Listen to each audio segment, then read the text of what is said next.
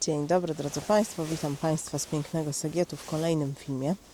Dzisiaj drodzy Państwo będziemy sobie mówić o tym pięknym obiektywie, a mianowicie obiektywie TT Artisan Macro 100 mm pod mocowanie Nikon Z, ale on podejrzewam, że występuje też pod inne mocowania. Obiektyw ten został życzliwie użyczony mi przez firmę Interfoto EU, która jest wyłącznym dystrybutorem marki TT Artisan. Ten obiektyw, drodzy Państwo, jest bardzo solidną pozycją.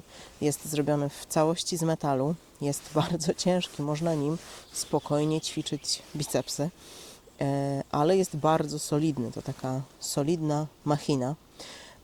Ma całkiem sporą tą soczewkę przednią. Tutaj jest, widzicie Państwo, jaka jest zaślepka i on się po prostu na ssanie przyczepia, ale tu widzicie, jaką ma, drodzy Państwo, solidną, dużą soczewkę przednią.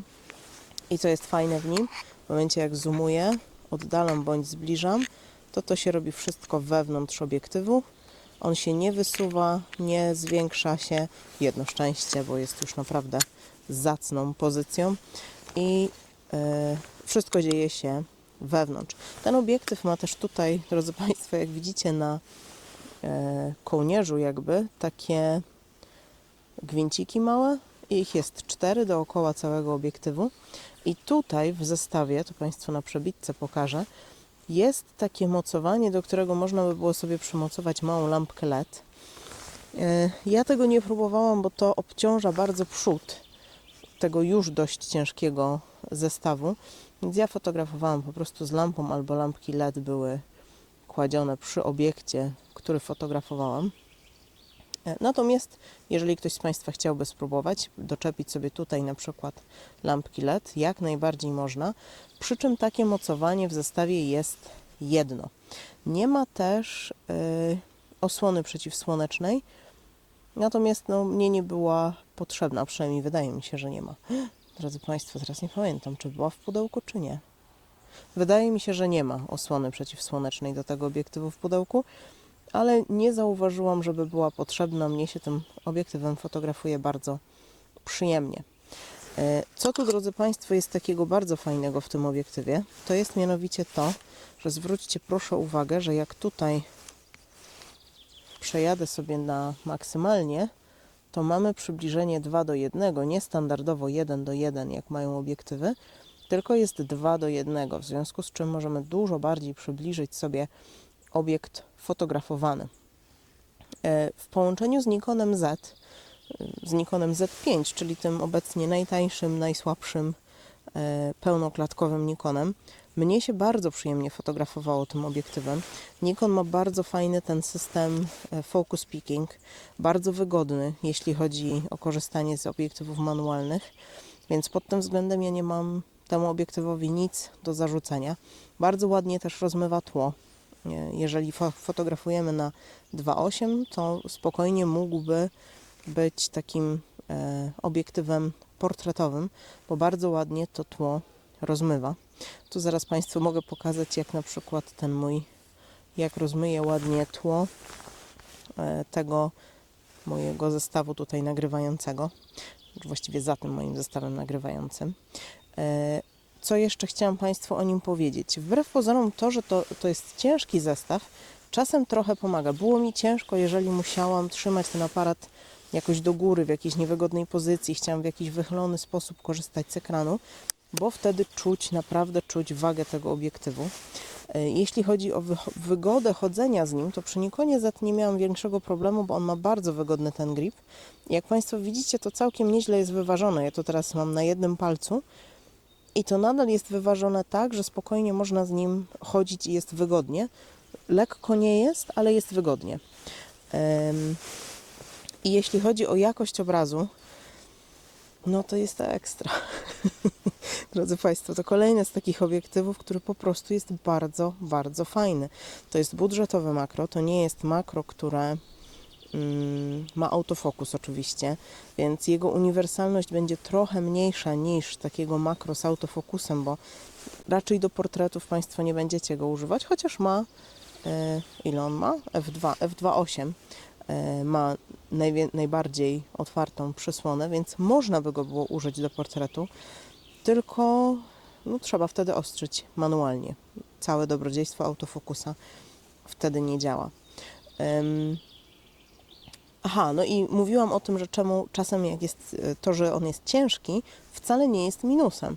Bo drodzy Państwo, łatwiej jest stabilnie utrzymać aparat. Czy mi zaraz zwieje mój aparat? Nie, chyba nie. Taki jest podmuch wiatru, do którego ja stoję tyłem, więc Państwo go pewnie nie słyszycie. Ale ja tutaj jestem w zasięgu ręki, żeby łapać mojego Olka, w razie czego. Wracając do tematu. Czasem łatwiej jest ustabilizować zdjęcie, jeżeli jest cięższy aparat i cięższy obiektyw, bo po prostu trochę więcej mięśni nam tu pracuje, trochę bardziej się do tego przykładamy i mam wrażenie, że przez to mniej jest podatny na drgania, bo sam w sobie jest ciężki. Co jeszcze mogę Państwu o tym obiektywie powiedzieć? Jest bardzo fajny, po prostu jest bardzo fajny i jeżeli zastanawiacie się Państwo nad makro do pełnej klatki i macie Państwo do wyboru albo bardzo drogi obiektyw z autofokusem, albo taki TT Artisan bez autofokusa, to w makro i tak Państwo tego autofokusa używać za bardzo nie będziecie. Jasne, on się przydaje, jeżeli nie robimy 1:1 albo 2:1, to on się przydaje. Ale przy 1:1, a już przy 2:1 to na pewno, to ten autofokus tak naprawdę jest po nic, bo i tak musicie Państwo ostrzyć ręcznie, bo aparat nie da rady, to jest zbyt mała odległość i on po prostu sobie z tym nie radzi. I to jest to samo, mam na myśli, jeśli używamy Olympusa i to samo, jeżeli korzystamy na przykład z Nikona. Bardzo mi się wygodnie, to już chyba powiedziałam, fotografowało właśnie tą Z5, która jest tak naprawdę przecież starym modelem, ale ten focus picking jej jest bardzo wygodny. To, że można sobie wyłączyć, jest tutaj taka funkcja, już Państwu ją pokażę, na przebitce Państwu pokażę funkcję, jaka tutaj jest w Nikonie, którą można sobie pod menu i wstawić i to jest coś takiego jak podgląd czy view on albo off. I jak robimy sobie podgląd off, to po prostu nie mamy włączonego tego podglądu ekspozycji, więc cały czas to, co widzimy na ekranie czy w wizjerze, wygląda tak, jakby obraz był zawsze poprawnie naświetlony, więc nawet korzystając z lampy i jeżeli mamy ekspozycję na -3 ustawioną, bo korzystamy z lampy, to i tak na ekranie będziemy widzieć wszystko ładnie, jasno, będziemy w stanie sobie spokojnie wyostrzyć, focus picking nam będzie podpowiadał, gdzie i jak ostrzyć. Nie ma z tym żadnego problemu, wygląda to super, więc ja serdecznie polecam ten zestaw. To tak naprawdę będzie bardzo niskobudżetowy zestaw pełnoklatkowy do fotografii makro, bo teraz jak wyszła Z5 II, to podejrzewam, że Z5 jedynki jeszcze stanieją, a one już są w naprawdę niskich cenach. Plus taki obiektyw makro i nie dość, że oszczędzacie Państwo karnet na siłkę, bo można nieźle sobie poćwiczyć tym zestawem, to macie Państwo bardzo niskobudżetowy zestaw do makro, a jednak zdjęcia makro z pełnej klatki i to, jaka tu jest rozpiętość tonalna, no to one wyglądają super już od razu, bez żadnej obróbki. Mnie się bardzo podobają zdjęcia z tego obiektywu.